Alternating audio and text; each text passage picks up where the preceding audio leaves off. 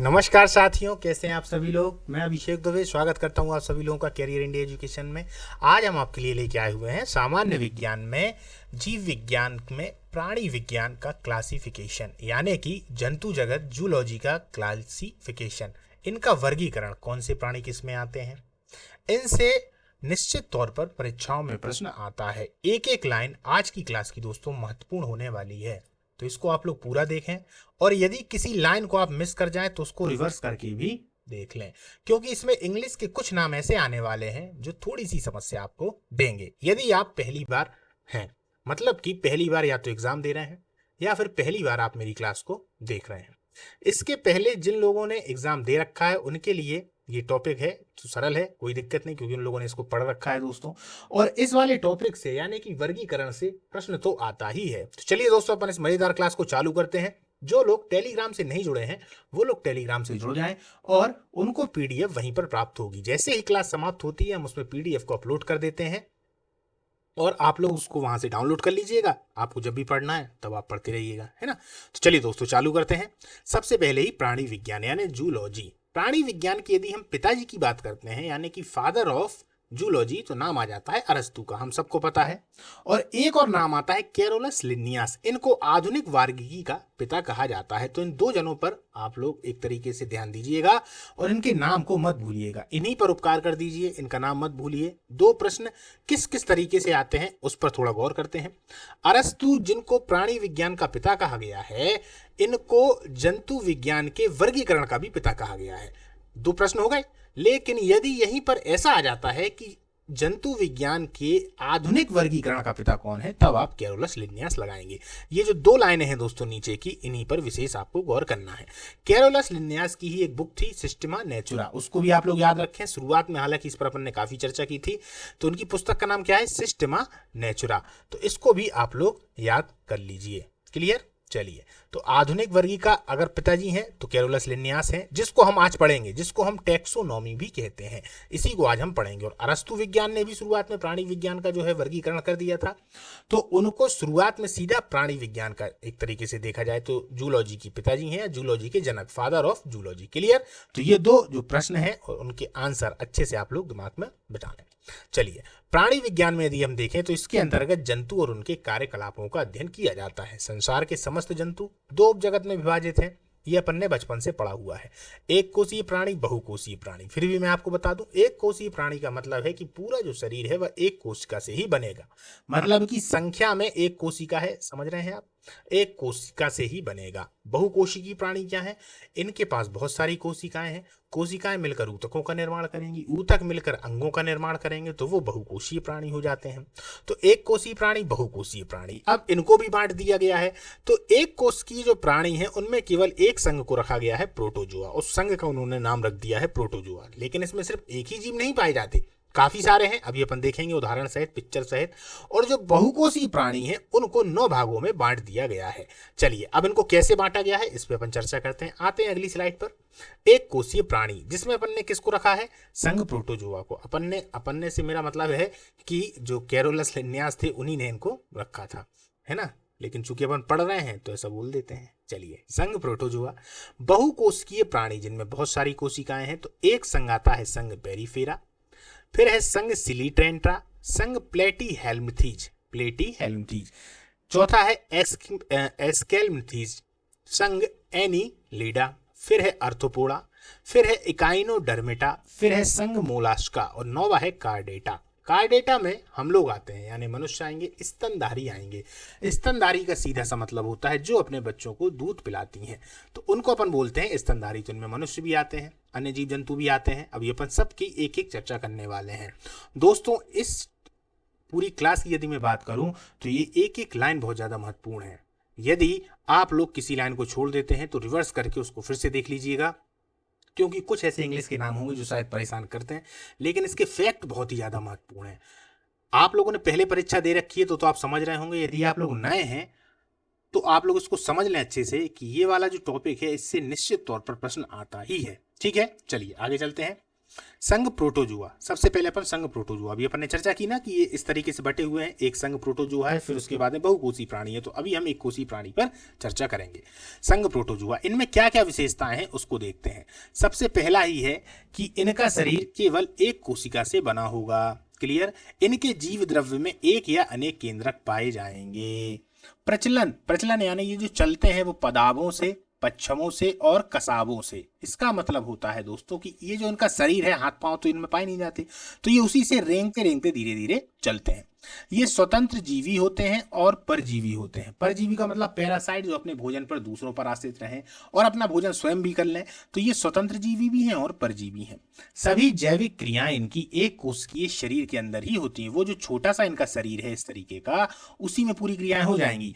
मतलब भोजन का पाचन भी हो जाएगा, अवशोषण भी हो जाएगा, उत्सर्जन भी हो जाएगा, जनन भी हो जाएगा। समझ गए? एक कोशिकीय शरीर के अंदर ही हो जाता है, यानी कि इनको जनन भी करना है तो इसी तरीके से दूसरी कोशिका बन जाएगी। क्लियर। पर उसी के अंदर ही सब कुछ हो जाएगा। श्वसन एवं उत्सर्जन कोशिका की सतह से विसरण के द्वारा होते हैं। विसरण का मतलब आप हवा को देखा करिए, जैसे ही विसरण शब्द आ जाए तो समझ जाया करिए हवा एक जगह से दूसरी जगह जा रही है, ये और यहाँ पर आ रही है, तो इस तरीके से इनमें श्वसन हो जाता है। प्रोटोजोआ एंड अमीबा हिस्टोलिटिका का संक्रमण मनुष्य में 30 से 40 वर्षों तक के लिए बना रहता है। ये मनुष्य के शरीर में पाए जाते हैं दोस्तों, खासतौर पर आंतों में पाए जाते हैं। नॉर्मल यदि इनकी संख्या है तो भोजन पचाने का ही कार्य करते हैं, लेकिन यदि ज्यादा संख्या हो जाती है तब ये समस्या देने लगते हैं। चलिए आगे की स्लाइड पे चलते हैं।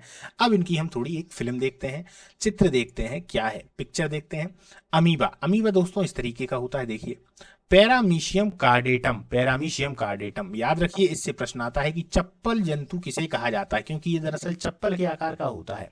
चप्पल जंतु, आप लोगों ने बचपन में इसको खूब बनाया होगा, है ना, तो यही है पैरामीशियम कार्डेटम। ये किस में आता है दोस्तों? प्रोटोजुआ में आता है। युगलीना, इसको ग्रीन प्रोटोजुआ भी कहते हैं। युगलीना के बारे में आप लोग जानते हैं दोस्तों कि युगलीना जो होता है वह एक तरीके से दोनों प्रकार के कार्य करता है, स्वतंत्र जीवी भी हो जाता है और परजीवी भी हो जाता है। यानी कि इसमें हीमोग्लोबिन भी पाया जाता है, और ये यदि दिन में होगा, दिन में, तो दिन में ये क्या करता है दोस्तों? दिन में अपना भोजन स्वयं बना लेता है और रात के समय में अपने भोजन को कहीं और से भी ढूंढ लेता है। इसे क्या कहा जाता है? युगलीना। क्लियर। अब आता है ट्रिप्नोसोमा गैबियंस, ट्रिप्नोसोमा गैबियंस। अब ये नाम आपको सुना सुनाया लग रहा होगा, बिल्कुल सुना सुनाया है। ये आप लोगों ने पढ़ रखा होगा दोस्तों कि प्रोटोजोआ से होने वाले रोग, उसमें आपने देखा होगा कि एक रोग था जिसे हम बोलते हैं नींद का बार बार आना, बहुत ज्यादा नींद आना, तो वह एक सीसी मक्खी नाम, सीसी मक्खी थी, उसके काटने से होता था। तो यही है ट्रिप्नोसोमा, याद रखिएगा। इसे प्रोटोजोआ से संबंधित रोग भी कहते हैं। क्लियर। एक होता है एस्टी बुलेरिया, एस्टी बुलेरिया, ये इस बारे में बात आप थोड़ा याद रखिएगा कि ये प्रोटोजोआ में सबसे बड़ा एक कोशिकीय जीव है। सबसे बड़ा एक कोशिकीय जीव है, एक कोशिकीय जीव है, सबसे बड़ा एक कोशिकीय, यहाँ पर एक लिखना, ये एक कोशिकीय जीव है। इससे बार बार प्रश्न आता है दोस्तों, याद रखिए। क्लियर है। चलिए एक बात और याद रखें, प्रोटोजोआ यदि शब्द की मैं बात कर लूं तो इसको सबसे पहले प्रयोग जो किया था वो किया था गोल्डफस ने। किसने किया था? गोल्डफस ने, गोल्डफस ने प्रोटोजोआ शब्द का प्रयोग। ठीक है, तो इसको भी आप लोग अपने उसमें नोट कर लें, हालांकि पीडीएफ आपको ये वाली मिल जाएगी। चलिए आगे चलते हैं। संघ पोरीफेरा, इस संघ के सभी जंतु दोस्तों खारे जल में पाए जाते हैं। किस जल में? खारे जल में। संघ पोरीफेरा के क्या लक्षण है? यह बहुकोशिकीय जंतु है, देखिए ना यहाँ पे, अभी अपन ने देख लिया, ये यहाँ पर एक कोशीय प्राणी थे संघ प्रोटोजोआ, बहुकोशिकीय प्राणी पे आ गए अपन, तो सबसे पहला कौन था? संघ पोरीफेरा। चलिए, ये बहुकोशिकीय जंतु हैं, परंतु कोशिकाएं नियमित ऊतकों का निर्माण नहीं करती। क्लियर। कोशिकाएं तो हैं पर नियमित ऊतक नहीं बन पाते जैसे मनुष्यों में है। शरीर पर असंख्य छिद्र पाए जाते हैं। क्या पाए जाते हैं दोस्तों? असंख्य छिद्र पाए जाते हैं। शरीर में एक गुहा भी पाई जाती है जिसे स्पंज गुहा कहते हैं। क्या कहते हैं? स्पंज गुहा कहते हैं। क्लियर। उदाहरण साइकन, मायोनिया और स्पंज। अब इनके बारे में कुछ बातों को और देख लेते हैं कि दोस्तों इनका जो आकार होता है वो अनियमित होता है। इनके बारे में सबसे महत्वपूर्ण जो लाइन है दोस्तों, वेरी इंपॉर्टेंट, उसको आप लोग याद रखिएगा।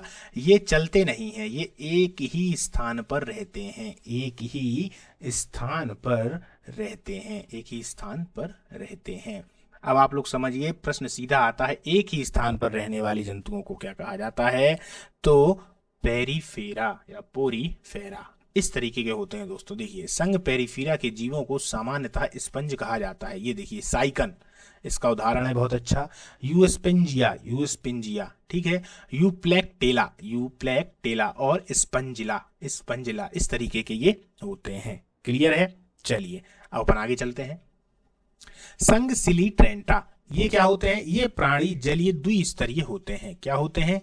जलीय द्विस्तरीय, संघ सेलिट्रेंटा। क्लियर। मुख के चारों ओर कुछ धागे की तरह संरचना पाई जाती है, इस तरीके की। ये देखिए, मान लीजिए ये मुख बना हुआ है, तो इस तरीके की इनमें धागे नुमा संरचना पाई जाएगी जो भोजन को पकड़ने में मदद करती है। सीधा प्रश्न आता है कि किस में धागे की समान संरचना पाई जाती है, या किस संघ में धागे की समान संरचना पाई जाती है। क्लियर।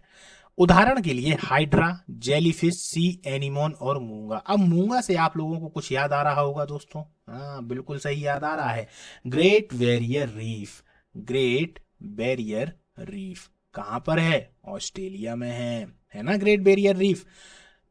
इसको हम क्या बोलते हैं? प्रवाल भित्ति। प्रवाल भित्ति ये मुख्यतः इन्हीं जीवों से बनी हुई है। ग्रेट बैरियर रीफ जो है वह ऑस्ट्रेलिया के उत्तर पूर्व में स्थित है। इसका निर्माण इन जंतुओं के द्वारा ही हुआ है। ये जंतु दरअसल क्या है? कैल्शियम कार्बोनेट को स्रावित करते हैं, CaCO3। जो अंडा होता है उसका भी जो ऊपर का कवच है वह CaCO3 यानी कि कैल्शियम कार्बोनेट का बना होता है। किसका? कैल्शियम कार्बोनेट का। तो होता क्या है कि इसी कैल्शियम कार्बोनेट को ये स्रावित करते हैं, धीरे धीरे वहां पर एक पूरी की पूरी दीवार टाइप की यानी कि समुद्र में बिछी पड़ी हुई है, ये उसी के लिए है। अब आप लोग याद रखिएगा कि संघ सिलिट्रेंटा, इससे यही प्रश्न आता है, वेरी इंपॉर्टेंट है। ग्रेट बैरियर रीफ को आप लोग याद रखें। क्लियर है। चलिए अब समझते हैं इनके उदाहरण। एक तो हाइड्रा। हाइड्रा जो है इसकी खोज ल्यूवेनहॉक ने की थी। ये मीठे जल में पाया जाता है। हाइड्रा में ये प्रश्न जरूर आता है दोस्तों कि हाइड्रा किस में पाया जाता है, तो मीठे जल में पाया जाता है। क्लियर। उसके बाद है ऑरेलिया और मूंगा। मूंगा की तो जो प्रवाल भित्ति है उससे तो क्लियर हो गया, तो ऑरेलिया याद रखें, मूंगा याद रखें, हाइड्रा है। और जेलीफिश, ये जो जेलीफिश है ना दोस्तों, यही जेलीफिश ऑरेलिया है, इसी का नाम है जेलीफिश। लेकिन इस बात को बहुत अच्छे से समझ लें, बार बार प्रश्न आता है कि इनमें से फिश कौन सी है, तो आपको देंगे जेलीफिश, स्टारफिश, रोहू, या इनमें से कोई नहीं। तो याद रखिए जो दो बताए वो जेलीफिश है ही नहीं, सिर्फ रोहू जो है वही अकेले मछली है। और जो जेलीफिश है और स्टारफिश है ये मछलियों में नहीं आते, इसीलिए एग्जामिनर आपको कंफ्यूज करने के लिए बार बार पूछता है। तो ये जेलीफिश है, इसी का नाम ऑरेलिया है, इसको याद रखें। क्लियर। चलिए हालांकि PDF मिल जाएगी, वहां से आप लोग देख लेंगे। आगे चलते हैं। संघ प्लेटी हेल्मथीज, इनके प्रमुख लक्षण देखते हैं। 3 स्तरीय शरीर परंतु देह गुहा नहीं होती। 3 स्तरीय शरीर होता है लेकिन देह गुहा जो है इनकी वह नहीं होती। क्लियर। पृष्ठ आधार तल से चपटा, शरीर में पाचन तंत्र विकसित नहीं होता। क्लियर। उत्सर्जन फ्लेम कोशिकाओं के द्वारा होता है। कंकाल, श्वसन, अंग परिवहन आदि इनमें नहीं होते। क्लियर। ये उभयलिंगी जंतु हैं, उभयलिंगी जंतु हैं। उदाहरण प्लेनेरिया, लीवरफ्यूग, फीताकर्मी इत्यादि। ठीक है। अब देखिए ये जो प्लेनेरिया है ये फेसियोला है और टिनिया सेलियम है। प्लेटे हेल्मथीज को हम चपटे क्रमी भी बोल देते हैं। क्या बोल देते हैं? चपटे क्रमी, चपटे क्रमी। एक बात और याद रखिए दोस्तों, इनको हम परजीवी भी बोलते हैं। प्रश्न यहां से बहुत आता है, यानी पैरासाइट, दूसरों पर ही आश्रित होते हैं। क्लियर। पैरासाइट। चलिए आगे चलते हैं।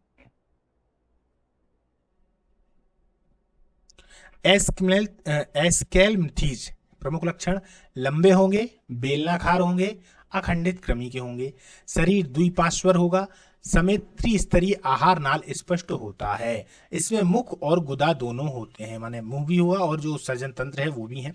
परिवहन अंग तथा श्वसन अंग नहीं होते परंतु तंत्रिका तंत्र विकसित होता है। इनमें परिवहन अंग नहीं होते, श्वसन अंग नहीं होते, परंतु तंत्रिका तंत्र विकसित होता है। ये देखिए एस्केरिस एडवर्म, एस्केरिस एडवर्म इस तरीके से होते हैं दोस्तों। आगे चलते हैं। उत्सर्जन प्रोटोन फ्रीडिया के द्वारा होता है। यह एक लिंगी होते हैं। यह एक लिंगी होते हैं। क्लियर। उदाहरण के लिए गोल कृमि, जिसे एस्केरिस कहते हैं, रेडवर्म कहते हैं, बुचरेरिया, वेरी इंपॉर्टेंट, इसी के द्वारा फाइलेरिया फैल जाता है। फाइलेरिया में आपने देखा होगा किसी किसी का जो पाँव होता है वो बहुत ज्यादा फैल जाता है, जिसको हम हाथी पाँव भी कहते हैं। क्या बोलते हैं? हाथी पाँव। ये फाइलेरिया ही कहलाता है। ये बुचरेरिया के कारण होता है। और बुचरेरिया क्या कहलाते हैं दोस्तों? एस्केलमिथीज। क्लियर। तो आता है ये प्रश्न, याद रखिएगा। इन वाली लाइनों को और याद रखें। एट्रोबियस, पिनवर्म और थ्रेडवर्म ये छोटे बच्चों की गुदा में पाए जाते हैं। इससे बच्चों को काफी चुनचुनाहट होती है, भूख कम लगती है और उल्टियां भी होती हैं। कुछ बच्चे रात में पेशाब भी कर देते हैं। आप लोग देखते होंगे बच्चे लोग जो हैं वो रात में पेशाब कर देते हैं, वो इन्हीं के कारण करते हैं, नींद नहीं आती उनके लिए, तो वो यही होते हैं। ठीक है, आगे चलते हैं। संघ एनेलिडा, संघ एनेलिडा, चलिए इसको देखते हैं ये क्या है। इनके प्रमुख लक्षण है कि इनका जो शरीर होगा लंबा होगा, पतला होगा, द्विपार्श्व होगा, खंडों में बटा होगा। लंबा देखिए, लंबा होगा, पतला होगा, द्विपार्श्व में और खंडों में बटा होगा, यानी इस तरीके से होता है। ये मान लो ये है, इस तरीके से खंडों में बटा होगा। प्रचलन मुख्यतः काइटिन की बनी सीटी के द्वारा होता है। आहार नाल पूरा विकसित है। शोषण प्रायः त्वचा के द्वारा, अवशोषण है दोस्तों, ये शोषण नहीं है, अवशोषण, अवशोषण, ये प्रायः त्वचा के द्वारा, कुछ जंतुओं में क्लोमों के द्वारा होता है। इनका रुधिर लाल होता है तथा तंत्रिका तंत्र साधारण होता है। उत्सर्जी अंग वक्र के रूप में होते हैं। एक लिंगी और उभयलिंगी दोनों प्रकार के होते हैं। उदाहरण के लिए केंचुआ, जोंक और नेरीस। चलिए देखते हैं। केंचुए में 4 जोड़ी हृदय पाए जाते हैं, 4 जोड़ी हृदय पाए जाते हैं। इनमें नेत्र नहीं होता और इनका जो जीव द्रव्य है वो हीमोग्लोबिन में ही विलय हो जाता है। केंचुए का जो जीव द्रव्य है वो हीमोग्लोबिन में विलय हो जाता है। इंपॉर्टेंट, बार बार पूछा जाता है। क्लियर है? तो केंचुए के बारे में इतनी जानकारी रखें। केंचुओं को अगर देखा जाए तो किसानों का मित्र भी कहा जाता है। केंचुए का वैज्ञानिक नाम पूछ लिया जाता है तो इसको याद रखें दोस्तों, फेरेटिमा पोस्थुमा।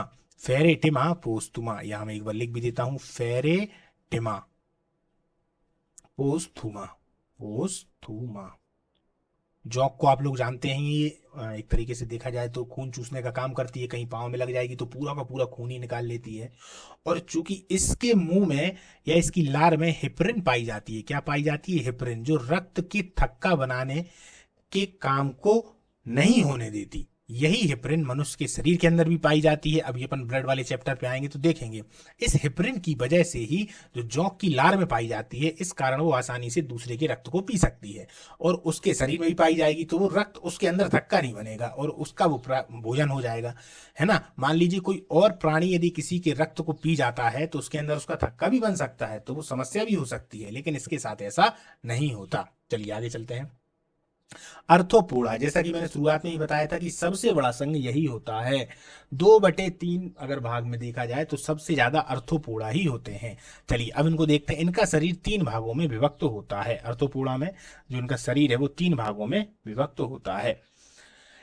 इनके पाद संधि युक्त होते हैं। रुधिर परिसंचरण तंत्र खुले प्रकार का होता है। उनकी देह गुहा हीमोशोल की बनती है। इसकी बनती है हीमोसील की। ये आता है दोस्तों प्रश्न, हीमोसील, इसको याद रखें, हीमोसील की बनती है। ट्रैकिया गिल्स, बुक लंग्स, सामान्य सतह आदि श्वसन अंग हैं। प्रायः यह एक लिंगी होते हैं एवं निषेचन इनका शरीर के अंदर ही होता है। उदाहरण में देख लो, तिलचट्टा, झींगा मछली, केकड़ा, खटमल, मक्खी, मच्छर, मधुमक्खी। इन कीटों में 6 पाद होते हैं। कितने होते हैं? 6 पाद, यानी 6 पैर होते हैं मेरे दोस्त। याद रखिए, तिलचट्टा, झींगा मछली, शब्द आ गया झींगा मछली, ये मछली नहीं है, ये अर्थोपोडा है। याद रखिए, आपको कंफ्यूज करने के लिए भेद वहां बताएगा कि भैया बताइए इनमें मछली क्या है, तो झींगा के बगल में मछली लिख देगा तो आप कंफ्यूज हो जाएंगे। याद रखिए, लेकिन ये अर्थोपोडा में आता है। अब एक बात और याद रखें, कीटों में 6 पाद यानी 6 पैर होते हैं, लेकिन मकड़ी इनमें शामिल नहीं होती। कारण उसका यह है कि मकड़ी में 8 टांगे होती हैं। मकड़ी में कितनी टांगे होती हैं? 8 टांगे होती हैं। देखिए आपके आसपास कहीं जाला लगा होगा तो मकड़ी को उठाइएगा और लेंस से देखिएगा कितनी टांगे हैं इसकी। चलिए, कॉकरोच के हृदय में 13 कक्ष होते हैं। 13 कक्ष होते हैं, ये कक्ष है दोस्तों, 13 कक्ष होते हैं। चींटी एक सामाजिक जंतु है जो श्रम विभाजन को प्रदर्शित करती है। श्रम विभाजन का मतलब है कि सभी चींटियां हैं, ऐसे आपने चींटियां देखी होंगी, तो एक अगर अपने ऊपर सामान लिए है तो दूसरी ली है, तीसरी ली है, चौथी ली है। दूसरी बात, सभी एक दूसरे के पीछे चलती हुई आप लोगों को दिखाई देती हैं, तो ये श्रम विभाजन को प्रदर्शित करती है। आप लोग बताइएगा कमेंट में कि वो पीछे कौन सी ऐसी गैस को निकालती हैं जिसकी वजह से उसके पीछे आने वाली चींटी को मालूम पड़ जाता है कि हमारा मित्र आगे चल रहा है, और इसी वजह से वो लोग एक लाइन में चलती जाती हैं। उस गैस का नाम क्या है या उस पदार्थ का नाम क्या है, बताइएगा। चलिए, दीमक भी एक सामाजिक प्राणी है जो निवह में रहता है। निवह का मतलब है कॉलोनी, अपनी कॉलोनी बना लेते हैं। आप लोगों ने देखा होगा ना, सब जैसे कि कोई एक विशेष वर्ग के व्यक्ति हैं, जैसे कि मान लीजिए कहीं काम करने वाले हैं तो उनके लिए अलग से कॉलोनी बना दी जाती है, तो उसी प्रकार दीमक भी है भाई। दीमक भी अपनी अलग कॉलोनियां बना लेते हैं। देखा होगा जो मिट्टी में इतने इतने पूरे से घू टाइप के हो जाते हैं, या फिर कहीं लकड़ी में हो जाते हैं, तो वो दरअसल उन्होंने अपनी कॉलोनियां बना रखी हैं। क्लियर है? चलिए, अब अर्थोपोड़ा को देखते हैं। ये उनके चित्र हैं, पूरे आप लोग देख लेंगे। ये देखिए, इतने सारे जीव इनमें पाए जाते हैं। अगर आप देखेंगे तो इन सभी में 6 टांगे होंगी। आप लोग देख लीजिएगा, पॉज करके मैं आगे चलता हूं। चलिए,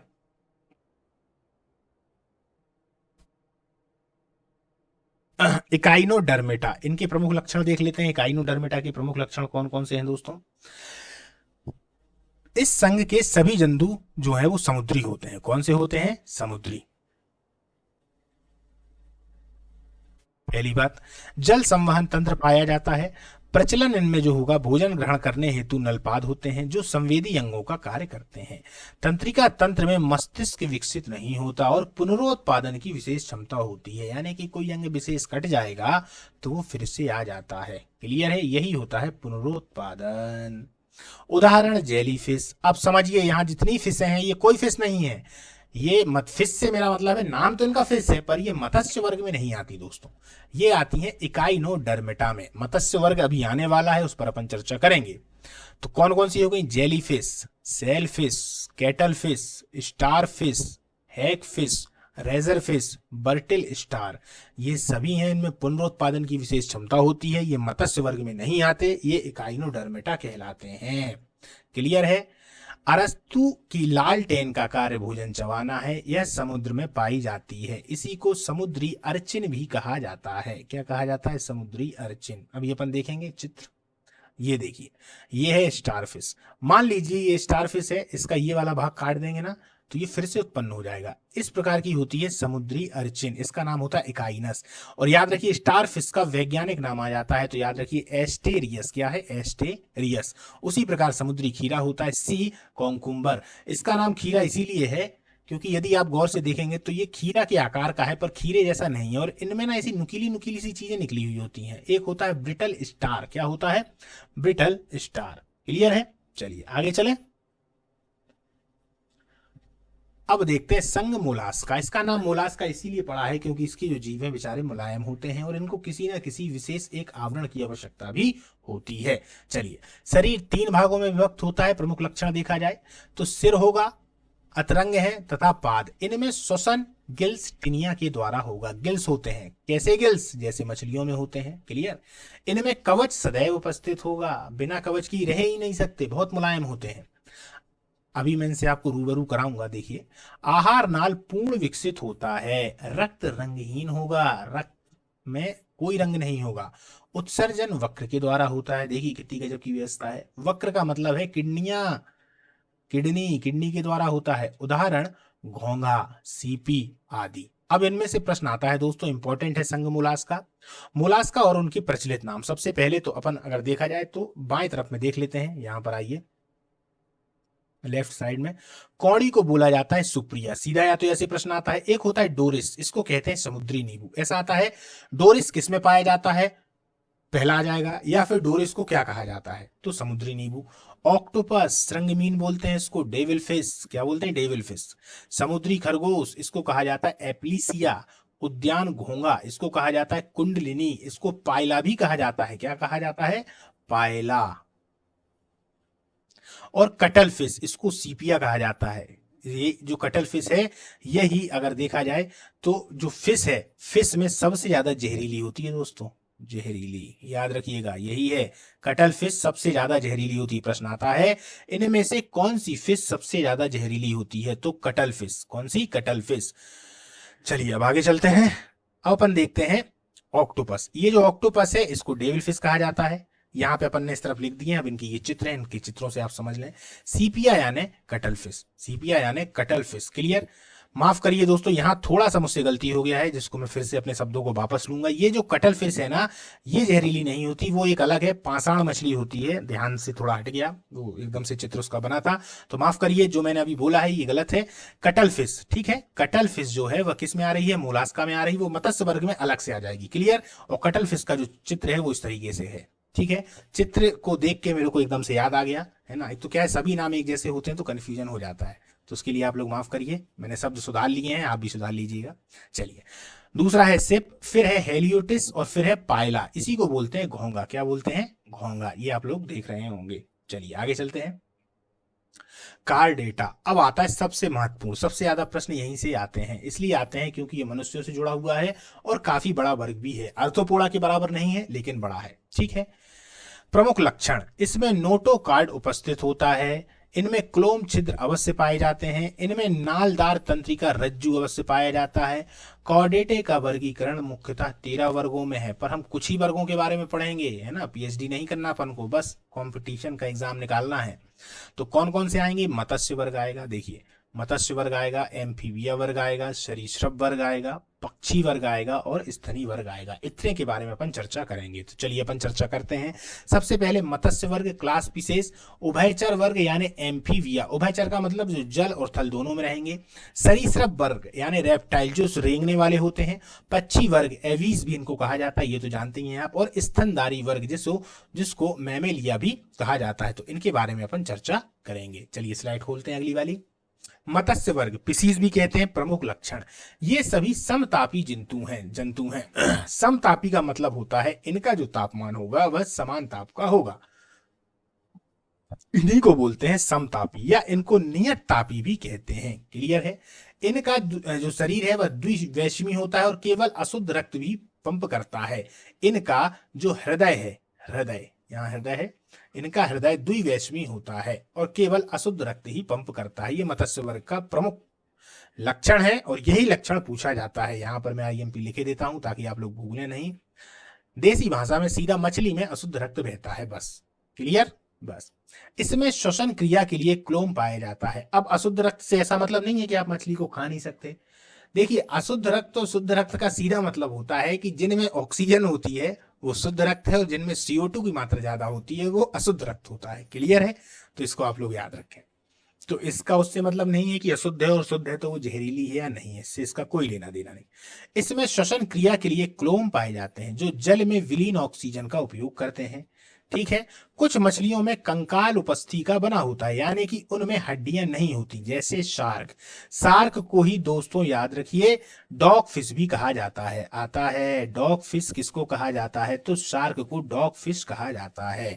इसके अलावा स्कालियोडन, ये किसका उदाहरण है? जिनमें हड्डियां नहीं पाई जाती। इसके अलावा उदाहरण में रोहू, कतला, समुद्री घोड़ा। इन रोहू कतला को तो आप लोगों, यदि इनको तो ये मार्केट में भी मिलती हैं, रोहू कतला, इन्हीं को आमतौर पर खाया जाता है, इनको तो आप जानते ही होंगे। और एक होता है समुद्री घोड़ा। ये जो समुद्री घोड़ा है दोस्तों, इस पर थोड़ा आप विशेष ध्यान रखिएगा। समुद्री घोड़ा के अलावा भी एक आती है समुद्री गाय और एक आता है समुद्री शेर। तो समुद्री गाय और समुद्री शेर यदि आ जाए तो वो मत्स्य वर्ग में नहीं आते, वो आते हैं स्तनधारियों के वर्ग में। लेकिन समुद्री घोड़ा यदि आ जाता है तो समुद्री घोड़ा मत्स्य वर्ग का उदाहरण है। इसके बारे में एक विशेषता और है दोस्तों कि ये एक ऐसा मछली है जो सबसे धीमी गति से चलती है, यानी इसकी स्पीड बहुत ही कम होती है। क्लियर? अभी अपन इसको चित्र से देखेंगे, पहले आप समझ लें। मच्छरों के नियंत्रण हेतु प्रयोग होने वाली कीट भक्षी मछली गैम्बूसिया कहलाती है। इसको हम मॉस्कीटो फिश भी कहते हैं। आप लोगों ने सुन रखा होगा या देख रखा होगा, या नहीं सुन रखा है तो सुन लीजिए। गैम्बूसिया जो मछली है, इसके लिए सरकार भी प्रोत्साहन दे रही है कि जब एक समय ऐसा आता है, जब आपने बरसात में देखा होगा कि काफी सारे मच्छर आने लगते हैं, बार बार आपको काटते हैं, और मलेरिया, डेंगू, इनके जो मरीज हैं वो भी बढ़ने लगते हैं आसपास में। तब क्या करते हैं, ये जो गैम्बूसिया मछली है, एक तो इसकी संख्या बहुत तेजी से बढ़ती है और ये मच्छर के लार्वा को खा लेती है। तो मच्छर का लार्वा क्या होगा, मान लीजिए पानी में है तो पानी में लार्वा है तो ये उसके लार्वे को खा जाएगी, तो मच्छर उतने पनप नहीं पाते। यदि 2-4 गेम्बूसिया मछली किसी तालाब में भी डाल दिया जाए तो वहां पर फिर मच्छर नहीं बच पाते। ये गेम्बूसिया मछली की खासियत है। तो इसको हम क्या बोलते हैं, मच्छरों के नियंत्रण हेतु प्रयोग होने वाली कीट भक्षी मछली या फिर मॉस्कीटो फिश। क्लियर, चलिए आगे चलते हैं। ये देखिए यहां पर आप समझिएगा कि ये जो सी काऊ है यानी समुद्री गाय और ये जो है समुद्री सिंह, ये मैमल है यानी कि स्तनधारी हैं, स्तनधारी हैं। ये विशेष नहीं है यानी कि ये मछलियां नहीं हैं। और ये जो सी हॉर्स है जिसको समुद्री घोड़ा कहा जा रहा है ये विशेष है, मत्स्य वर्ग में आता है। क्लियर। ये वाली जो मछली थी जहां पर मैंने अभी आपको सॉरी बोला कि मैंने गलत बता दिया था, ये है वो पाषाण मछली जो मछलियों में सबसे विषैली होती है। एक बार काट ले तो इंसान बच नहीं सकता, विषैली। लेकिन ये मुख्यतः कहाँ पाई जाती हैं दोस्तों, समुद्रों में, काफी गहराइयों पे पाई जाती हैं, किनारों पर नहीं मिलती। क्लियर है, चलिए। और ये वाली जो मछली है यही है गेम्बूसिया, गेम्बूसिया बार बार प्रश्न पूछा जाता है। क्लियर। और ये वाला जो था ये समुद्री घोड़ा हो ही गया। और ये जो है शार्क है, शार्क को हम क्या बोलते हैं, डॉग फिश भी बोलते हैं। चलिए आगे चलते हैं। एम्फीबिया वर्ग प्रमुख लक्षण, ये सभी प्राणी उभयचर होते हैं, असमतापी होते हैं। असमतापी का मतलब क्या है, विषमतापी होते हैं। क्लियर है। विषमतापी का मतलब है कि इनका जो एक तरीके से खून है वो ठंडा होता है।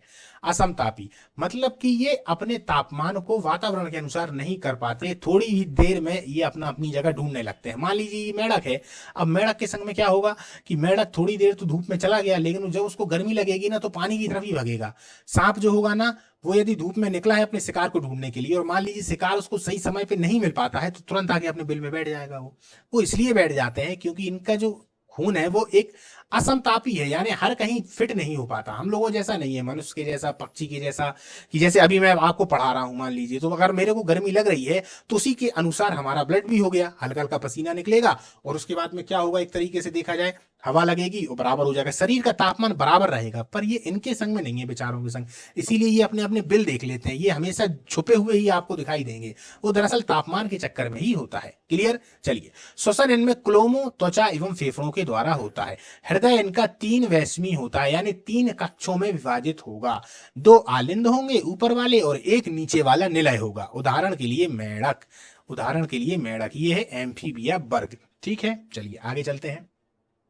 सरीसृप वर्ग, रेप्टाइल, जो जमीन में सरकते हुए हैं। ये वास्तविक स्थलीय कशेरुकी जंतु हैं। कशेरुकी का मतलब है जिनमें कशेरुकी होगी, रीढ़ की हड्डी होगी। ये भी असमतापी जंतु हैं। 2 जोड़ी पाद होते हैं, मतलब कि 2 जोड़ी इनके पास में पैर होंगे। ये आगे जो दिख रहे हैं ना आपको, ये पैर होते हैं। क्लियर। कंकाल पूर्ण अस्थिल का होगा, पूरी अस्थियां होंगी। श्वसन फेफड़ों के द्वारा होता है। इनके अंडे कैल्शियम कार्बोनेट के बनेंगे। अब देखिए, कैल्शियम कार्बोनेट के इनके अंडे भी बन जा रहे हैं। कैल्शियम कार्बोनेट को अभी अपन ने पिछली बार में देखा तो जो मोलास्का थे उनके ऊपर का जो कवच था वो भी कैल्शियम कार्बोनेट का ही था, है ना। हृदय सामान्यतः इनमें त्रिकक्षीय ही होता है, 3 हृदय पाए जाते हैं ऐसा बोला जाता है, लेकिन 3 हृदय नहीं पाए जाते। उन जैसे मान लीजिए अगर देखा जाए तो नॉर्मल हृदय ऐसा होता है 4 कक्षीय का होता है, तो 3 कक्षीय होता है इनका। लेकिन मगरमच्छ का जो हृदय होता है दोस्तों वो 4 कक्षीय होता है। क्या होता है, 4 कक्षीय। याद रखिए, मतलब कि मगरमच्छ पाया किस में जाता है, सरीसृप वर्ग में, और उसका हृदय 4 कक्षीय है। तो ये आता है प्रश्न कि मगरमच्छ किस में पाया जाता है, तो सरीसृप वर्ग में पाया जाता है और इनका हृदय 4 कक्षीय होता है। उदाहरण के लिए इसमें और देख लें तो छिपकली, सांप, घड़ियाल, कछुआ। छिपकली है, घड़ियाल है, सांप है, ये सभी। क्लियर। ये आप लोग अगर चित्र को देखेंगे तो यहां से आप लोग समझ जाएंगे। चलिए आगे चलते हैं। मीसोजोइक युग को रेप्टाइल युग कहते हैं। डायनासोर इसी युग में थे। आता है दोस्तों ये प्रश्न, इंपॉर्टेंट है तो याद रखिए। घोंसला बनाने वाला एकमात्र सर्प नागराज यानी किंग कोबरा है, जिसका भोजन मुख्य रूप से अन्य सर्प होते हैं। किंग कोबरा भी इसी में आता है और ये घोंसला बनाता है। बहुत ही ज्यादा इंपॉर्टेंट है, व्यापम तो बार बार इस प्रश्न को पूछता है दोस्तों। घोंसला बनाने वाला एकमात्र सर्प। ठीक है। हिलोडर्मा विश्व की एकमात्र जहरीली छिपकली है। हिलोडर्मा ये विश्व की एकमात्र जहरीली छिपकली है, इसको याद रखें। समुद्री सांप, जिसे हाइड्रोफिश कहते हैं, संसार का सबसे जहरीला सांप है। संसार का सबसे जहरीला सांप कौन सा है दोस्तों, तो हाइड्रोफिश, इसको भी याद रखें। मेम्बुइया बिल बनाने वाली छिपकली होती है। एक मेम्बुइया का नाम आप लोगों ने सुना होगा। ये ऐसी छिपकली है दोस्तों जो बिल बनाती है। इसका प्रचलित नाम ही स्किंक है। क्या है? स्किंक। सांपों की जो विष ग्रंथियां हैं स्तनधारियों की वसा तेल ग्रंथियों के सदृश होती हैं। यानी कि जो सांप में विष ग्रंथियां पाई जाती हैं ना दोस्तों, जो हम स्तनधारी हैं, हमारी जो वसा की तेल ग्रंथि है उन्हीं के समान होती है। क्लियर? ये वाले जो आप जीव नीचे देखेंगे तो ये सभी के सभी दोस्तों क्या कहलाते हैं? ये जो ऊपर लिखा है सरीसृप वर्ग या रेप्टाइल वर्ग। इंपॉर्टेंट है। आते हैं प्रश्न। चलिए आगे चलते हैं। पक्षी वर्ग, इनको हम क्या बोलते हैं? एवीज। ये देखिए कितने सारे पक्षी हैं, है ना? तो इनके बारे में समझते हैं। प्रमुख लक्षण इनके देखे जाए तो इनका अगला पाद जो है वह उड़ने के लिए पंखों में रूपांतरित हो जाता है। अगला पाद का मतलब जो आगे के जो दो हाथ है ना, वो एक तरीके से आगे के पंख बन जाते हैं। इनका हृदय भी 4 वैश्वी होता है, तो 2 आलिंद 2 निलय, हम मनुष्यों के जैसे। यह समतापी होते हैं और इनका श्वसन अंग फेफड़ा होता है। सेम जैसे पक्षी हैं वैसे ही अपन ही होते हैं। हम भी समतापी होते हैं और पक्षी भी समतापी होते हैं। यानी पक्षी धूप में, ठंडी में, सभी जगह पर रह लेते हैं। ज्यादा में कोई नहीं रह पाता भाई, ना मनुष्य रह पाएगा, लेकिन जैसे ही तापमान बदलता है तो इनको ज्यादा समस्याएं नहीं होती। मूत्राशय इनमें अनुपस्थित होता है, इस बात को याद रखिएगा। पक्षी वर्ग में मूत्राशय नहीं होता, याद रखिए, पक्षी वर्ग में मूत्राशय नहीं होता। चलिए आगे चलते हैं। शब्दनी पक्षियों में वाक यंत्र है। एक शब्दनी आप लोगों ने शब्द सुन रखा होगा, इसी को बोलते हैं पक्षियों में वाक यंत्र। आप लोगों ने देखा ची ची कर रहा है कोई, कोयल कू कू कर रही है, कौवा काव काव कर रहा है, तो ये इनमें एक विशेष प्रकार का शब्दनी होता है। इसी कारण इनकी आवाज अलग अलग हमको सुनाई देती है, जैसे कि कौवा, मोर, चिड़िया, तोता। क्लियर? चलिए आगे चलते हैं। कुछ पक्षियों के बारे में जानकारी देख लेते हैं। तीव्रतम पक्षी अवाविल है। ये बहुत तेज उड़ता है दोस्तों, इसीलिए इसको अवाविल कहते हैं। क्लियर? उड़ ना सकने वाले पक्षी जो हैं वो एमू हैं और किवी हैं। ये दोनों की दोनों कहाँ पाए जाते हैं? ऑस्ट्रेलिया में पाए जाते हैं, न्यूजीलैंड में पाए जाते हैं। न्यूजीलैंड के ये राष्ट्रीय पक्षी भी होते हैं। सबसे बड़ा जीवित पक्षी शुतुरमुर्ग है दोस्तों, इसको ऑस्ट्रिच कहा जाता है। एक प्रश्न और आता है, सबसे बड़ा अंडा भी इसी का होता है। सबसे छोटा पक्षी दोस्तों हमिंग बर्ड है, और सबसे छोटा अंडा भी इसी बेचारे का होता है, हमिंग बर्ड। ये इतना छोटा है दोस्तों कि आप इसको देखेंगे तो आप भी बहुत हैरान रह जाएंगे। इसके अलावा जो हमिंग बर्ड है, इसी में एक बात और विशेष पाई जाती है कि ये दोनों तरफ उड़ लेता है। यानी कि उड़ता उड़ता जाएगा तो आपको देखेगा कि ये इस तरीके से उड़ रहा है, और पंख भी उसी तरीके से होंगे और सिर भी उसी तरीके से होगा, लेकिन ये फिर पीछे की तरफ उड़ने लगता है। इस तरीके से विशेष बात पाई जाती है। तो प्रश्न आता है कि ऐसा कौन सा पक्षी है जो दोनों ओर उड़ लेता है, आगे और पीछे? तो वो है हमिंग बर्ड। ठीक है। आर्कियोपेट्रिक्स जोरासिक युग का सर्व पुरातन पक्षी है, जो चरित और तथा पक्षियों के बीच का योजक कड़ी था। जो ये दोस्तों यहाँ चरित नहीं है, जो एक तरीके से देखा जाए तो जो सरीसृप थे, सरीसृप और पक्षियों के बीच की एक योजक कड़ी था। क्लियर है? चलिए आगे चलते हैं। पेंगुइन चिड़िया अंटार्कटिका में पाई जाती है। इस पेंगुइन को तो आप लोगों ने देख रखा होगा। ये एक तरीके से कहाँ पाई जाती है? अंटार्कटिका में पाई जाती है, यानी बर्फीले प्रदेशों में ही पाई जाती है। भारत का सबसे बड़ा चिड़ियाघर जो है दोस्तों वह अलीपुर कोलकाता है। कहाँ पर है? अलीपुर कोलकाता। इसको याद रखें, आ जाता है दोस्तों प्रश्न। और जो विश्व का सबसे बड़ा है तो वह क्रूजर नेशनल पार्क दक्षिण अफ्रीका में है। कहां पर है? दक्षिण अफ्रीका में। भारत का कौन सा? अलीपुर कोलकाता। क्लियर है? चलिए आगे चलते हैं। अब थोड़ा स्तनी वर्ग को देख लेते हैं। मैमलिया। प्रमुख लक्षण, त्वचा पर श्वेत ग्रंथियां पाई जाएंगी एवं तेल ग्रंथियां पाई जाएंगी। यानी कि जो पसीना निकलता है और जो हल्का सा तेल भी निकलता है, ये सब हमारे त्वचा में पाई जाती हैं। स्तनी वर्ग में मुख्यतः मनुष्य आते हैं, बाकी बहुत सारे प्राणी हैं, ये अपन देखेंगे। यह सभी जंतु उच्च तापी होंगे और नियत तापी होंगे। जैसा कि मैंने आपको बताया था, उच्च तापमान में भी रह लेते हैं और नियत तापी तो है ही। इनका हृदय भी 4 वैश्वी। अपना हृदय 4 वैश्वी है ना, 2 आलिंद हैं, 2 निलय हैं। इनमें दांत जीवन में 2 बार निकलते हैं। आपके दांत 2 बार निकले होंगे, है ना, इसीलिए इन्हें द्विवार दंती भी कहते हैं। इनके लाल रुधिराणुओं में केंद्रक नहीं होता। अब हम शुरुआत में ही पढ़ते आ रहे हैं कि आरबीसी में केंद्रक नहीं होता, और जब केंद्रक नहीं होता तो इसमें लाइसोसोम भी नहीं होता। और आरबीसी मतलब कि अपन ने एक बार चर्चा की थी कि यदि आरबीसी हमको मनुष्य की मिल जाए तो क्या डीएनए का पता लगा सकते हैं? तो आंसर था उसमें नहीं। क्यों? क्योंकि केंद्रक नहीं होता, और जब केंद्रक नहीं है तो डीएनए भी उसमें नहीं होगा। क्लियर? लेकिन केवल ऊंट और लामा को छोड़कर, ऊंट और लामा में केंद्रक पाया जाता है। बाह्य कर्ण पिन्ना उपस्थित होते हैं, यानी जो कान है आपने देखे होंगे कि मनुष्यों में, गायों में, बैलों में, भैंसों में, बंदरों में बाहर की ओर निकले होते हैं। इन्हीं को बोलते हैं बाह्य कर्ण या पिन्ना। ठीक है? चलिए ये देखिए, ये वाले जो प्राणी हैं ये सभी मैमल्स में आते हैं। यहाँ पर मैंने मनुष्य का चित्र नहीं लगाया है क्योंकि वो तो आप और हम हैं, तो वो तो अपन देख ही रहे हैं, है ना। चलिए आगे चलते हैं। अब इन्हीं स्तनधारियों को 3 वर्गों में भी बांट दिया गया। एक होते हैं प्रोटेथेरिया, एक होते हैं मेटाथेरिया और एक होते हैं यूथेरिया। प्रोटेथेरिया कौन है? ये अंडे देते हैं, उदाहरण एकिडना और प्लेटिपस। ये देखिए ये होता है एकिडना। मेटाथेरिया अपरिपक्व बच्चों को जन्म देते हैं जो मार्सुपियल नामक थैली में विकसित होने तक रहता है। कंगारू, कंगारू को आप लोगों ने देखा होगा कि इसमें यदि देखा जाए तो इनकी एक थैली होती है, उस थैली में ये अपने बालक को या अपने बच्चे को छुपाए रखते हैं, है ना। चलिए यूथीरिया, यूथीरिया का मतलब होता है पूर्ण विकसित शिशुओं को जन्म दे देना, जैसे कि मनुष्य। क्लियर? तो मनुष्य किस में आता है? मैमल में आएगा, और उसमें भी किस में आता है? तो यूथीरिया में आता है। क्लियर? मैमल में आएगा और उसके बाद भी यूथीरिया में आता है। तो प्रश्न आता है तो भूलिएगा नहीं। अब परीक्षा उपयोगी कुछ इंपॉर्टेंट फैक्ट्स देख लेते हैं दोस्तों। पक्षी वर्ग और स्तनधारी दोनों वर्ग समतापी होते हैं, यानी वार्म ब्लड होते हैं। क्लियर? इनके शरीर का ताप वातावरण के ताप से प्रभावित नहीं होता। दूसरी बात, वेल में सबसे विशालतम दांत वाली वेल होती है स्पर्म वेल। बार बार आने वाला क्वेश्चन है, वेरी इंपॉर्टेंट दोस्तों, याद रखिए। डॉल्फिन एक जलीय जंतु है जो मैमेलिया में आता है, बहुत ही बुद्धिमानी जीव है। गंगा नदी में पाए जाने वाली डॉल्फिन को राष्ट्रीय जलीय जीव घोषित किया गया है।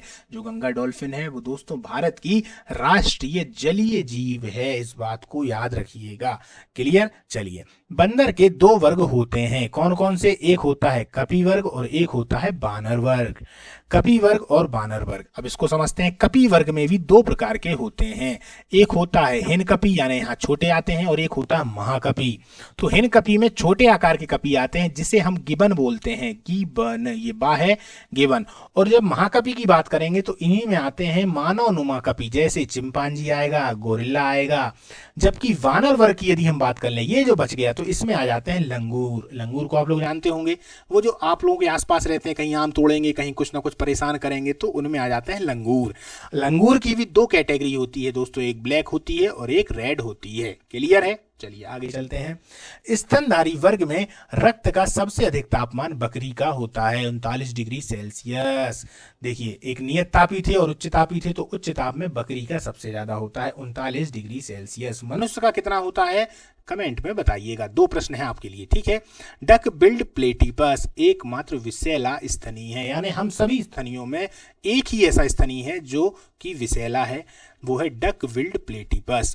समुद्री वेल में लिम्ब फ्लीपर में परिष्कृत होते हैं, लिम्ब फ्लीपर में परिष्कृत होते हैं। बबून विश्व का सबसे बड़ा बंदर होता है, ये बार बार आया वाला प्रश्न है दोस्तों, तो वेरी इंपॉर्टेंट है, याद रखिएगा। बबून, बा से बबून और बा से बंदर। क्लियर? बा से बबून और बा से बंदर, तो याद रखिए विश्व का सबसे बड़ा बंदर है। बा से बबून, बा से बंदर, बा से बड़ा। क्लियर? तीनों चीजें बा से हो गई हैं, अब आप लोग भूलेंगे नहीं। अनुप्रास अलंकार है, बा वर्ण की आवृत्ति बार बार हो रही है। चलिए दोस्तों, याद करने की छोटी छोटी ट्रिकें होती हैं। तो आज की जो अपनी क्लास है उसको समाप्त करते हैं। क्लास कैसी लगी कमेंट में जरूर बताइएगा दोस्तों। और हाँ, जिन लोगों ने चैनल को सब्सक्राइब नहीं किया है, चैनल को सब्सक्राइब जरूर कर लें। टेलीग्राम से जोड़ना बिल्कुल ना भूलें दोस्तों, क्योंकि PDF आपको वहीं पर मिलेगी। नमस्कार, मिलते हैं अगली क्लास।